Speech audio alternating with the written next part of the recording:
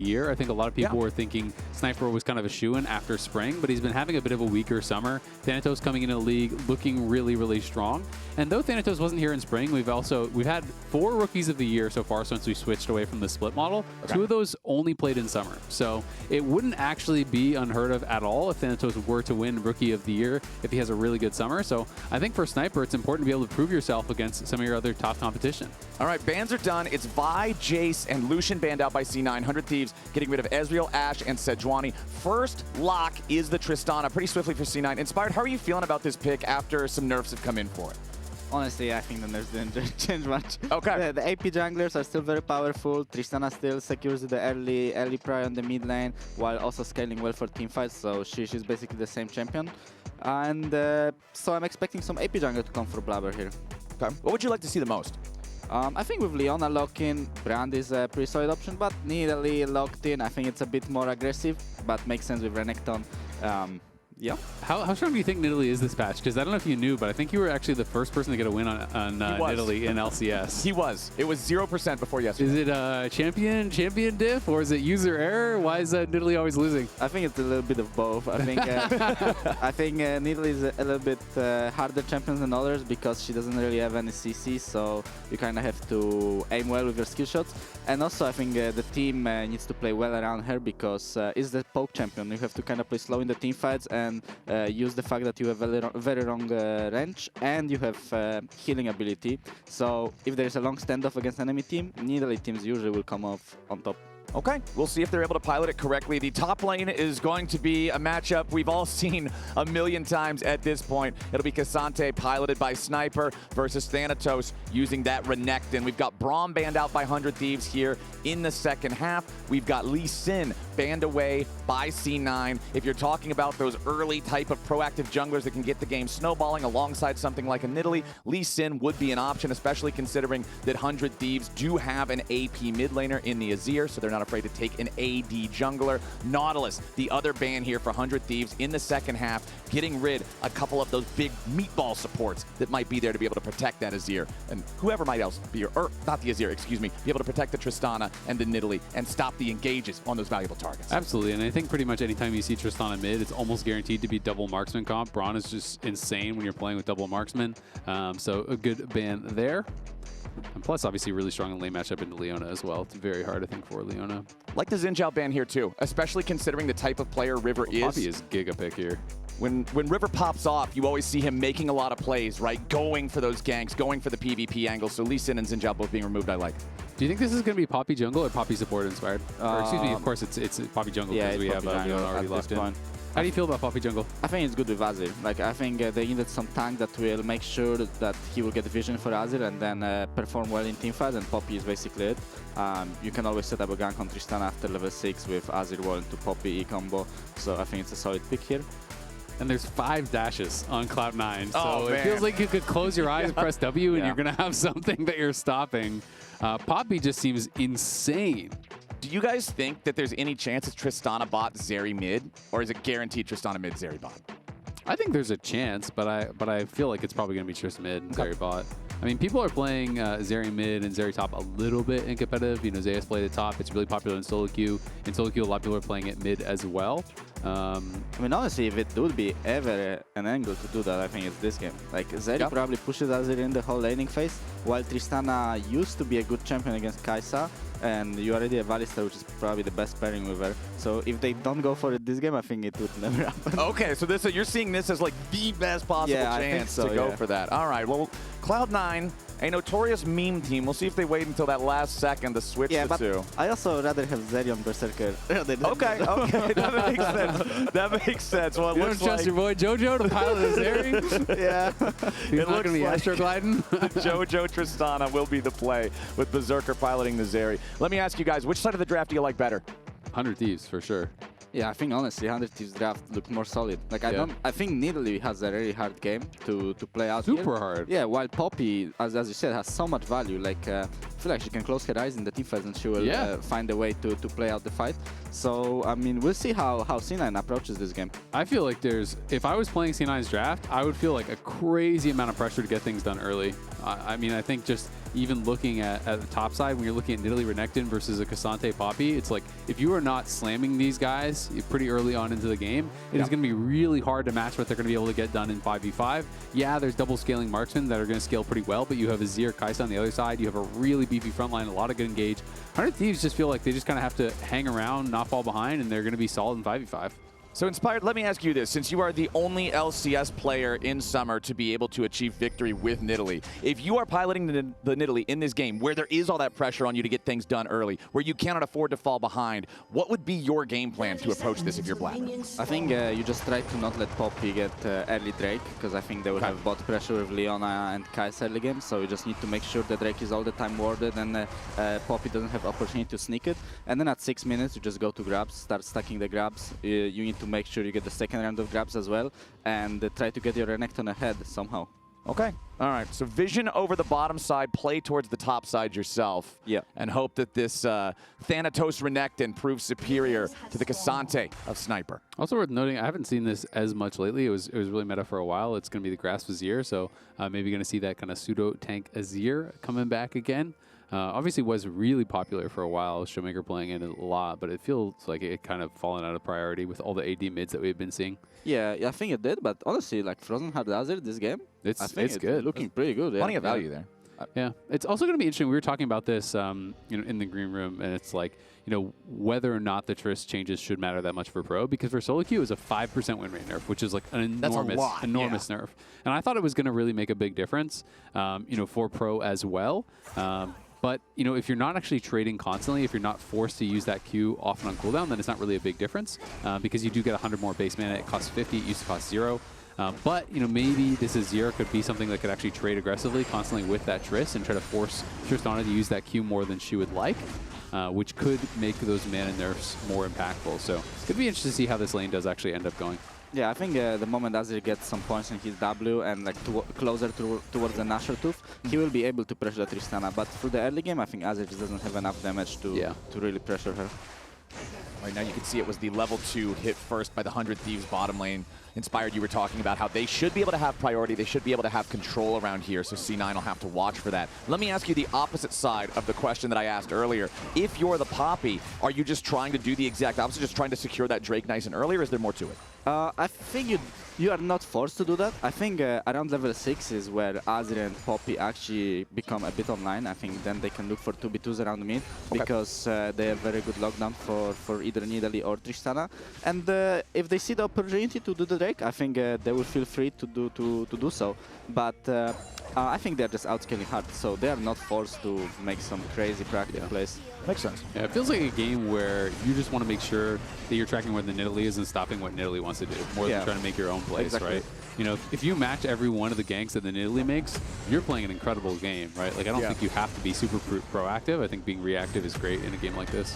The advantages of scaling, man. All right, so Thanatos with control over the top side, pretty much as you would expect. Scuttle Crab's about to spawn as our junglers are on opposite sides of the map. Blaber is going to step forward here, not go any further into that enemy jungle, instead just deciding to keep the tempo maxed, going after the crab, and you'll see River descending on the other one around the same time. And you can see Jojo was actually, he was losing out on some of the trades early, but like he's just fighting the wave, and he goes Cull second, he TPs back immediately. Like, he is just looking to just fight the wave here. River, though, showing up mid. Yeah, as soon as Jojo uses that TP to return to lane, River wants to put the pressure on him. Steadfast presence for the extra little bit of move speed to get past that spear. Yeah, and they're going to try to force out this TP here from Quid with the wave not in the greatest of spots. River obviously trying to cover to make sure that Blaber couldn't interrupt that recall with any sort of spear, which is actually a pretty big deal. If your recall gets delayed there for Quid, it's pretty awkward. So good job by River, just a little bit of coverage. Battle for the chickens on the red side as River is winning the HP war against Blaber on this Nidalee. Jojo trying to step up, using the explosive shot against the enemy Azir. Jumps right back away with a rocket jump. River still looking to see if there's an angle here, but even though the Poppy has the flash, it's not like there's any wall to slam Jojo into if you go for it, so no play to make. Yeah, they're just trying to get Prio mid to go down to the bot scuttle. So River's going to be able to take that as a little bit of a scrap going, very C9 favored on that trade. Yeah, it didn't even feel like as much of a scrap as it was just a punch in the gut coming out there from Vulcan, getting the double knockup with a headbutt pull. Feels good. But at the same time, River now finally securing that bottom side scuttle crab here.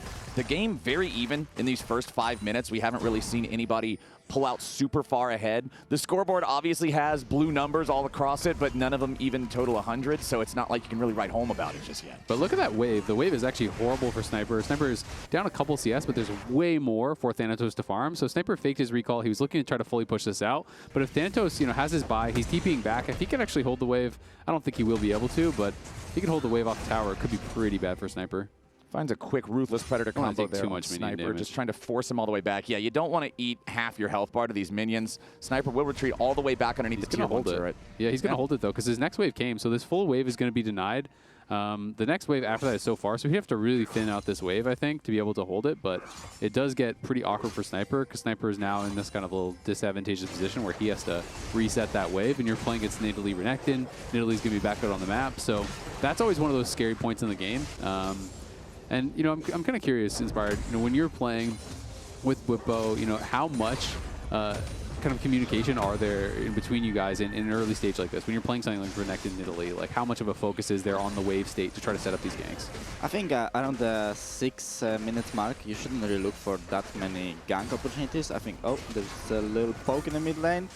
Yeah, lots of players coming in here from both sides. Supports and junglers ready to show up mid as Blaber misses the spear on River, so he's going to continue walking away. The first grub was already secured by the Nidalee, but now it seems that 100 Thieves are the ones controlling the top side River. C9 still ready to contest. River tackling forward, going after Blaber, but now he's got to try to get right back away as Thanatos is making his way into the fight, and Eyla's now the target here for C9. Flashing back out with the Ignite on him. Jojo also very, very low here. No teleport available on that Trist. He's got 30% HP and almost no mana to work with. 100 Thieves control the top side River. Wow, honestly, I'm surprised that 100 Thieves comes up on top here. Because as you said, Renekton was in a great position in the lane. I thought he would be the difference maker in this skirmish, but 100 Thieves manages to poke them while going out, going away from the Renekton that was roaming first and just get control over the river and get 2 grubs. That's pretty great for them. Yeah, exactly. You were talking earlier about the Nidalee wanting to accelerate the grubs. Not just the first set, but the second set too. Only getting 1 out of that first set means that you've got to get the entire second set just to be able to spawn the Void Mites. And it's so easy. We see it happen so often. If the enemy jungler's around and you just don't have enough manpower to hard force him away, drive by, smite 1, cool, see ya. I always like it when teams play it this way, though, because Blaber obviously was first to the grubs, so he's starting it up. But Eyla and Quid, instead of just running right over the grubs, they just jump onto Jojo, force Jojo really low on HP, and then make it very difficult for C9 to actually continue that play because your mid laner's low, he didn't have TP. If Jojo has to base, it's not like C9 can take a team fight there. So by jumping on the mid laner, forcing him low, that's kind of really what helped to secure them those extra grubs. Thanatos, again, just trying to save as much time with this wave as he can. Popping the Dominus, flashing forward with Ruthless Predator. But now the all-out from Sniper. He's ready to take this challenge. Thanatos trying to get away. Sniper just showed him who the rookie top laner is. Man, Sniper gets a solo kill there. Thanatos was really trying to hold the wave. We're going to see this all in bot. Yeah, Eyla now could be in some trouble. Leona has no flash. Zenith Blade to try to get back out. Eyla, 400 HP, 300, 200, 100. We are counting down, and Eyla needs to get all the way away. Back underneath the tier 1 turret now, but Blaber is coming in to try to help finish the job. Meech flashing out, but the follow-up flash for the pulverizes. Vulcan wants to lock down the Kaisa, the killer instinct to get back away. Meech and Eyla both going to survive, but they are both bleeding here in the bot lane. Oh, hold on, Quid. Also in trouble. Jojo nearly kills him off there. Would have needed 2 more auto attacks. Won't find him. That was a really good buster shot, though, because Quid was sliding in. He probably would have looked for the ult to try to scoop Jojo back and maybe could have actually taken that all in. So good buffer on the buster shot. Pretty surprised Cloud9 doesn't get a single kill down on that bottom side. Did get them all low, but this is just really nice. Thanatos has no spells, and he kind of got aggressive here. He used his Q, then used his Slice and Dice. He pops the R to try to hold the wave. Like, he's really been trying to focus on this, but you're flashing him with basically, not all your spells up. So Sniper just goes forward, goes all out, flashing in, able to actually finish him off. Renekton casted. Oh! Showing him the guns. Oh, let's go. Golden Glue loves it, man. Golden Glue loves it. Why not? Renekton Q was casted on like 40-something Fury, I think. Yeah. I think if he waited like half a second to get a 50 Fury Q, I think he would heal a lot there, and that could be a difference maker to survive. But yeah, I think it was a great turnaround by Sniper. I'm just really surprised that Thanatos went that aggressive there. I guess he felt like he was in an unlosable position where he could actually fight into the wave, hold the wave, And he really has been focused his whole laning phase on freezing that wave on him and keeping Sniper in this awkward spot. But it's like, when he flashed forward with only his W up, his Q came up a little bit later, but he didn't have his slice and dice, like he didn't have his E. I was pretty surprised to see him go that aggressive for it, and that's what happens sometimes when you underestimate the Ksante. And now, when you look at that scoreboard at the bottom, all of the advantages he was trying to build up by freezing those waves, by making it so that the Ksante had to miss out on some of it. Hey, it doesn't matter now. Ksante's ahead, and the problems are only going to grow for Thanatos here in the top lane, unless that Nidalee can come and get involved. We have less than 45 seconds until the second set of the Grubs spawns, though. That's where I expect all of the attention to be. You can see River is already up there, securing that topside scuttle. Jojo versus Quid back in the mid lane. Quid, again, on the losing end of a trade. Yeah, it is looking a little bit tough there. I'm kind of curious, what would you say is the time by which you kind of need to create an advantage when you are playing something like Nidalee Renekton inspired? Because people talk a lot about, oh, it's early game, it's early game, it's early game. You know, how long would you actually give yourself to try to create a lead? Oh, I mean, I think in this game it's not like... I think as long as Tristana is pressuring side lane, it's not like Renekton Nidalee have to do so much. I think they did the first Drake. They were trying to get the first grabs. I think the moment Renekton completes his Black Cleaver, he's on his spike. Nidalee is just farming faster than Poppy, so she's slowly getting the level lead. Right now she's level 8 to 7, so that's a little bit of an advantage if it comes to the fight. Oh, Eyla went for the Flash Zenith Blade there on Jojo, but misses the skill shot, so Jojo just taunts him a little bit and walks away from it. Now 100 Thieves still trying to start up these Grubs. They need to secure 2 of them to get the Void Mites. First one of them about to drop to River. There it goes. Now C9 still just no way into this River just yet. Meanwhile, on the bottom side of the map, it's Thanatos versus Sniper. Hold on. Vulcan gets poked a little bit here. The Grubs are going to lose their patience, going to go back to where they started. River goes for the Keeper's Verdict, a swing and a miss. C9 feeling a lot better about stepping forward now, as Ayla's going to be their first target. Taken low, Vulcan taking here on the front lines, as River, Quid, and Meech all have to head for the hills. C9 have forced the Thieves away, but now Jojo might be in a little bit of trouble. The Emperor's Divide ain't going to find what it wants because of the rocket jump buffer, but now Sniper and Thanatos have also joined the scrap. Sniper stronger by a level. He's going to be that front line that zones the rest of C9 away, and it looks like it's going to be a 5-to-1 Grub count for 100 Thieves when the dust all settles. Nicely done. I'm honestly so surprised that Cloud9 didn't even get any Grubs from the second set of Grubs there. It looked like they had control of the pit there for a while, but couldn't finish anything off. 5-to-1 for 100 Thieves is going to feel really nice. There is a slight gold lead, though, for Cloud9. Going to be feeling pretty good about that. And well played by Jojo, you know, handled the pressure there very well. The buffer on the Azir ult was pretty critical. He would have been dead for sure, I think.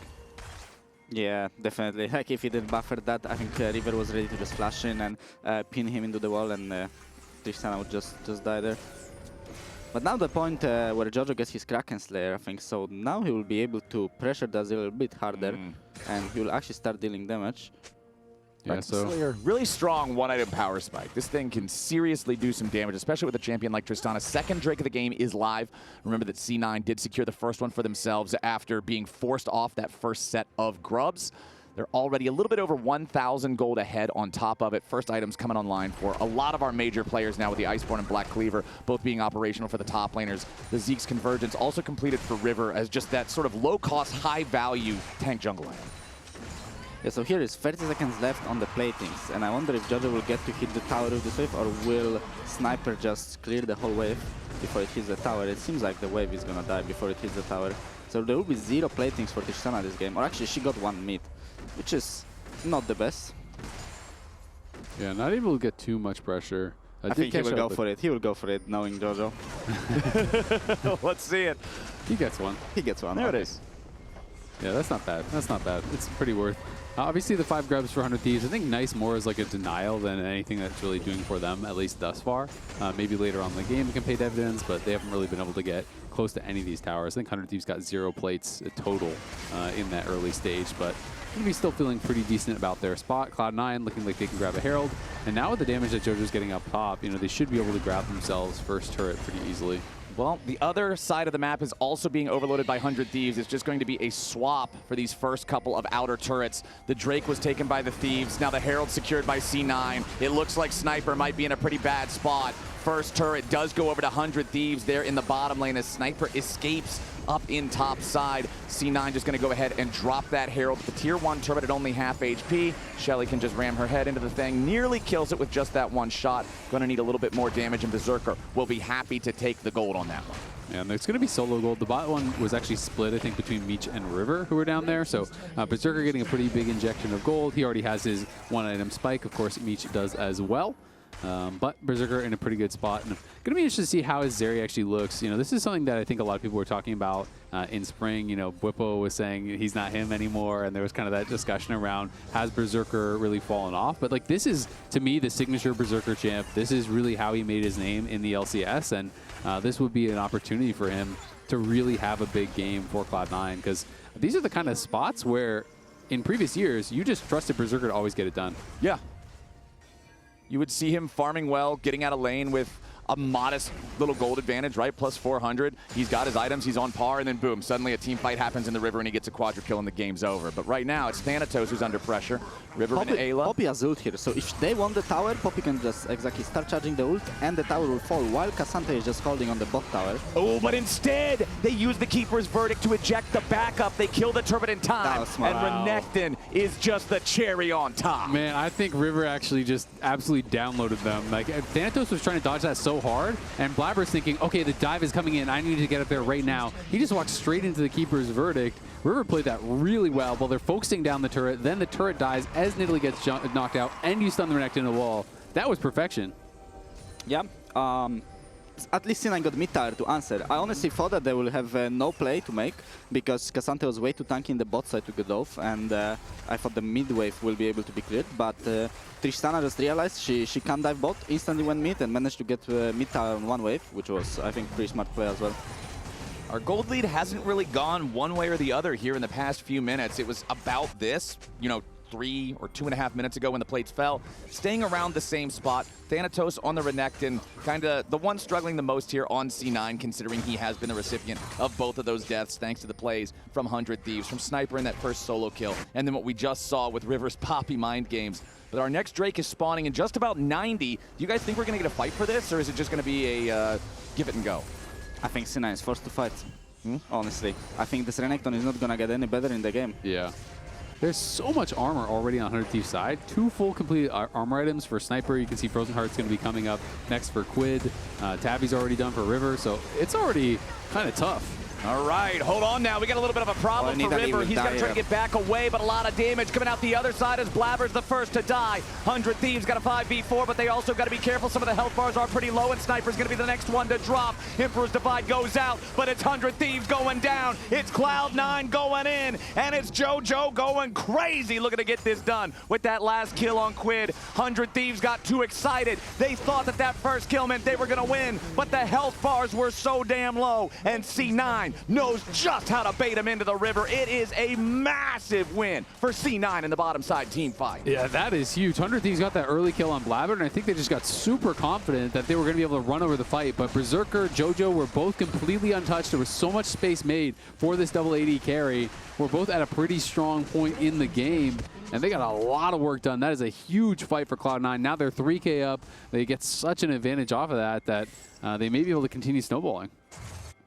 Yeah, honestly, I think they should have been happy with one pick. They used Leona ult, Leona E, Poppy E, and Ksante ult to kill the Nidalee. So it didn't look the best to just keep chasing into the fight. I think they just didn't realize that, and they thought with man advantage they would be able to clean up the C9 team. But Renekton still had every spell. Tristana's full HP, Zeri with ult. Obviously, we know how much damage she can do. So I think they just turned around the fight pretty well. Yeah, I mean, from this spot, it's like Sniper's already pretty low, River's already pretty low. Quid is looking. The buster shot from Jojo knocks him into the middle of the team, and Zeri, exactly. Untouched. Yeah, completely untouched, even flashing forward aggressively there. You need so many tools to kill a Zeri in a fight unless they're really mispositioned, and as you said, they committed a lot to take down that Nidalee, so well played by Cloud9. Back in live, you can see the picture-in-picture. They're going to be able to grab the dragon as well. Reaper is unbothered. Yeah, he's like, yeah. Reaper is just not. Looks like he's just prepping his draft or something. Reading. Yesterday we see Spawn punching the desk. Today we see Golden Glue fist pumping the air. Reaper's like just reading whatever's on his piece of paper there. Well, I got to interview him. I was asking what they were doing on the break. He's like, yeah, the break was great for Cloud9. I beat Elden Ring. I got to play a lot of Swarm. So I'm surprised he doesn't have like a Steam Deck out or something. Just being like, all right, yeah, sure, guys, do whatever. Well, hey, I mean, whatever he's doing is apparently working. C9 up in Drakes. They're up 3,500 gold. Baron is spawning here in 20 seconds. If 100 Thieves have another big team fight blunder like that and they have it close to the Baron pit, C9 could just completely take over the game with no chance left for the Thieves to try to get back into it. It feels like they got to be more careful. They got to be more cognizant of what the state of these fights are. Because like you guys were talking about, after they kill Blaber, they go in with their front line half dead and Leona having no spells. It just doesn't seem like a winning recipe. Yeah, absolutely. I'm really interested in your take on this, Inspire, because obviously in spring, Cloud9 coming in, it's supposed to be this big super team. Everyone's talking about them. These are the power rankings that all the talent had for spring versus summer. Everyone had Cloud9 at the top in spring. In summer, it was only Jet, and I think he did it more as a meme, to be honest. But it's like, now, do you think it's gone too far the other way, where our people kind of underestimating Cloud9 and overlooking about them? Because I feel like most of the talk has just been about you guys and about TL, and people aren't really talking too much about Cloud9. I think Cloud9 is just... they're all very strong individual players. I think in the spring, they just didn't seem like a team that was on the same page. Like, you could have seen, like, when we played against them, it felt like pretty hard for the first 10-15 minutes, but then after that they usually just made some macro mistakes or they didn't play out their comp correctly in the team fights, so we were winning the games just by being a better team. But I see why people expect a lot from them, because they're just great players individually. Where do you kind of see them now, as the top three? Like, obviously, you'll put yourself first, but between, TL, C9, whoever else, who would you see as the kind of the top dogs? I mean, honestly, I have the hardest time playing against C9 in practice. Yeah. So C9, you would say, is the hardest team. Interesting. So we'll see if they can actually do that, because there has been a lot of talk also. Obviously, we have this new format. It is best of threes, but it's single round robin, so you only play 7 series. Cloud9 is 3-0, but they haven't played either you guys or TL yet. So a lot of people are saying, well, you're at the top, but you haven't beaten any of the big dogs yet, so you haven't really proven yourself. So I think that's what a lot of people are going to be looking forward to. Your guys' match against them, TL's match against them, because that's going to dictate a lot for the expectations kind of going into playoffs. Yeah, definitely. We'll see. We'll see how the game goes. Can't say too much. Can't say too much. Bottom side, Jojo's going to keep the push going here against Sniper. The Ksante is so tanky. You can see the Warden's Mail in inventory probably going for a Randuin's next, considering he's up against the double marksman already. You mentioned it earlier, Isaac, with the Iceborne plus the Thorn Mail. It's really hard for anybody that does physical damage to punch through this guy, but it's such a good build against a comp like this, because if Nidalee's focusing Ksante, like, Nidalee's not doing things the way that she needs to get them done. I mean, it's a Leandry's Nidalee. It's not like Nidalee can focus down like Ksante and win the team fight in any reasonable circumstance, right? You still just kind of have to be looking for those carries. And you just have to trust that, the consistent DPS from these two marksmen are going to be able to punch through regardless. We can see, it's not going to be Elastus coming out just yet for Berserker. He's working towards another item here with the Noon Quiver. But once LDR and stuff comes through, obviously things can kind of shift again. But for now, Frozen Heart's done on Quid. We have tabbies, we have armor being already built up in a lot of different places. So it is going to be, I think, tough at this point in the game. And maybe that buys time for Quid to really get going on this Azir. You guys think that 100 Thieves fights this next Drake here in about 65 seconds? Or do you just let Cloud9 take Soul Point and try to keep scaling further? I feel like they will just give it up and try to wait for their third items. I feel like right now Zeri is probably about to finish her third core item while Kaisa is sitting only on 2. So I think I would just give it up and look to fight on the better opportunity. This also just got a lot harder now because Jojo got a QSS. There's Cleanse on Berserker. There's QSS on Jojo. So now for Eyla, the targets become, fewer and kind of further between. It becomes difficult to actually look for them. You could go for Nidalee or something, but if you full send it on Nidalee, then you're probably just dying to the marksman like you did in the previous fight. I was going to say, we already saw that episode. Exactly. It doesn't even good for 100 Thieves. The options become a bit more difficult. You have to hope that maybe you can force out QSS, with your ulti and then immediately follow up with a stun or something like that, and really kind of track around those cooldowns, but it makes those engage opportunities a lot more difficult, and I think you have to be way more precise when there are those kind of easy answers like the cleanse and QSS. C9 with control over this topside river right now, and for 100 Thieves, it is dark and full of terrors up here.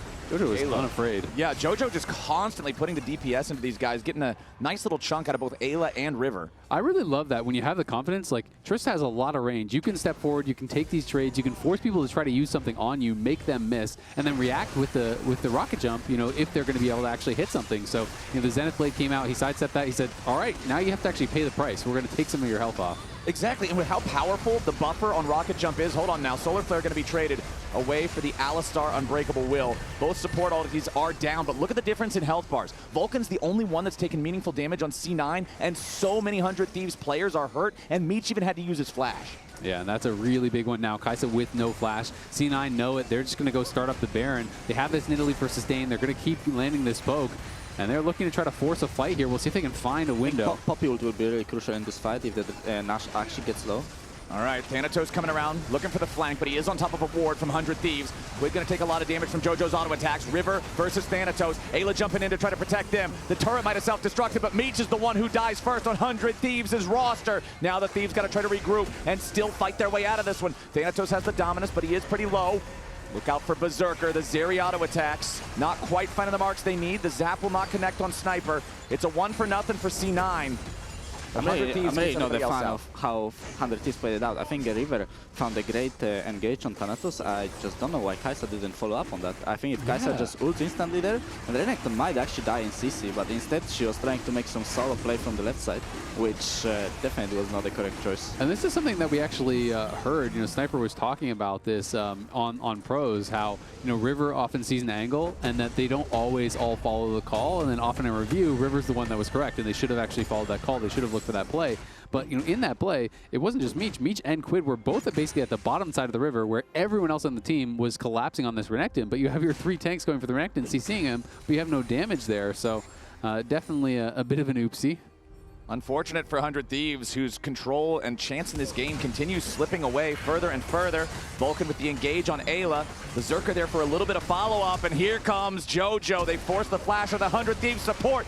Is it even going to be enough? Jojo gets the kill. He tries to get back away, but now he's going to be caught and punished. They block him with a steadfast presence. Now Sniper's got to be careful that he doesn't get picked off too. He gets back away with the all-out. It's a trade of Jojo for Eyla, and 100 Thieves is liking that transaction. Now Vulcan's ready to re-engage here with a headbutt pulled. Sniper barely getting away, surviving for only a second longer, but Berserker goes on a rampage and cuts him down. A double kill over the river now, 2, as Blaber chases down after Quid. It's a double for Berserker. It's another for Blaber. C9 just got everybody not named Meech. Vulcan has been finding some really good engages, it feels like, for Cloud9, and the team is following up on it, and now they're going to get the Baron, and this feels like the game is getting out of reach here for 100 Thieves. 3 Dragons, they're going to be up 7-8K after this play, and that is just going to be an enormous advantage. You can see LDR is already finished for Berserker as well.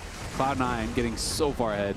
I feel like in a fight where Jojo goes in so crazy aggressive and ends up trading himself away for a Leona, if you're 100 Thieves, you have to think this is your best shot, but C9 still outplayed him. Yeah, exactly. I think 100 Thieves thought that that's the best shot they will ever get, but I really like how patient Berserker was in this fight. Like, right now, we're gonna see him just click back and wait for 100 Thieves to use their cooldowns, and then he will commit with his E over the wall and just clean up the whole fight.